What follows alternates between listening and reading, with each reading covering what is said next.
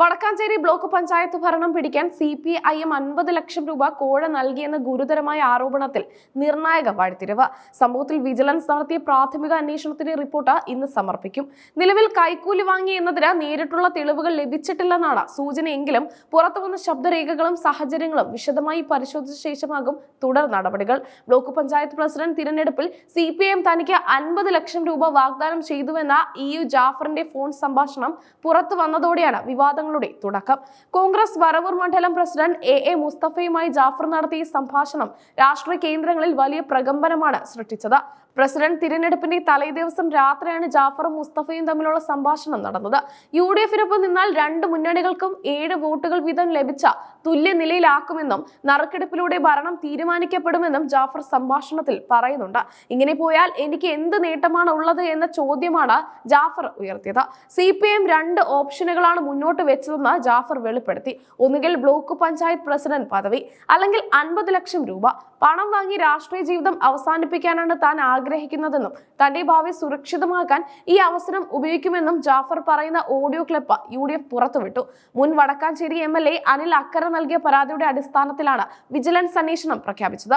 കഴിഞ്ഞ ദിവസം ജാഫറിന്റെ മൊഴി വിജിലൻസ് രേഖപ്പെടുത്തിയിരുന്നു. എന്നാൽ പുറത്തുവന്ന ഓഡിയോയിലെ കാര്യങ്ങൾ തമാശ രൂപേണ പറഞ്ഞതാണെന്നും താൻ ആരിൽ നിന്നും പണം വാങ്ങിയിട്ടില്ലെന്നുമാണ് ജാഫർ ഇപ്പോൾ അവകാശപ്പെടുന്നത്.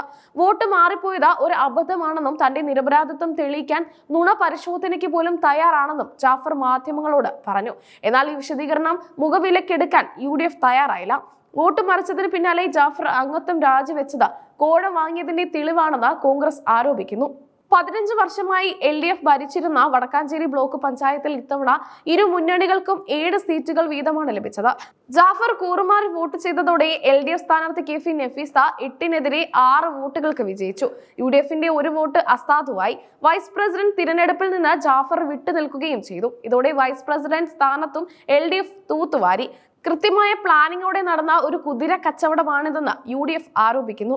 കരുവന്നൂർ ബാങ്ക് തട്ടിപ്പിലെ പണമാണോ കോഴ നൽകാൻ ഉപയോഗിച്ചെന്ന ചോദ്യവും യൂത്ത് കോൺഗ്രസ് ഉയർത്തുന്നുണ്ട്. വിഷയം സഭയ്ക്കും അകത്തും പുറത്തും ചർച്ചയാക്കാനാണ് പ്രതിപക്ഷത്തിന്റെ നീക്കം.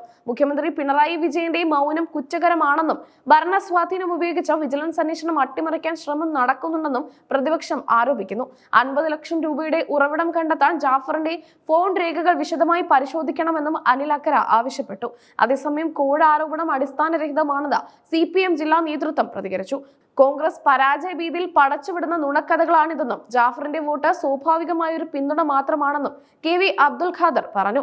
വിജിലൻസിന് സമർപ്പിക്കുന്ന റിപ്പോർട്ട് കേസെടുത്ത് അന്വേഷിക്കാനുള്ള ശുപാർശ നൽകുമോ അതോ തെളിവില്ലെന്ന് കണ്ട് അവസാനിപ്പിക്കുമോ എന്നാണ് ഇനി അറിയേണ്ടത്. അഴിമതി വിരുദ്ധ പോരാട്ടം ശക്തമാക്കുമെന്ന് പ്രഖ്യാപിച്ച സർക്കാരിനെ സംബന്ധിച്ച് ഈ അന്വേഷണ റിപ്പോർട്ട് നിർണായകമാണ്.